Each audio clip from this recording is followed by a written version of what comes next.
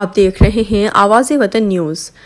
انتظار علی کی رپورٹ کے مطابق میونسپل کمشنر جناب انیس دستی کی ہدایت پر director anti encroachment Shakeel Qaim خانی کے عملے اور اینٹی انکروچمنٹ فورس کے ہمراہ سروسز ہسپتال کے سامنے سینٹرل جیل روڈ تجاوزات کے خلاف کارروائی۔ بلا تفریق مرحلہ وار روڈ ایریے کلیئر کرا رہے ہیں۔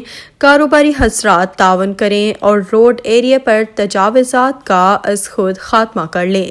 Director anti encroachment Shakeel Qaim خانی۔ Director anti encroachment Shakeel Qaim خانی نے سروسز ہسپتال کے سامنے اور سینٹرل جیل روڈ پر تجاوزات کے خلاف کارروائی کرتے ہوئے میمن سوسائٹی کے باہر ناجائز تعمیرات کو مسمار کر دیا اور سروسز ہسپتال کے باہر لگنے والے ٹھیلے پتھاروں اور کیبنز کو ہٹا دیا گیا اور روڈ ایریے کو کلیئر کرا گیا۔ دوسری جانب ایک اور کارروائی میں central jail road city gate education office کے باہر روڈ پر بھی تجاوزات کے خلاف کارروائی کی گئی اور روڈ ایریے پر موجود ٹھیلے پتھارے اسٹالز تحویل میں لے لیے گئے۔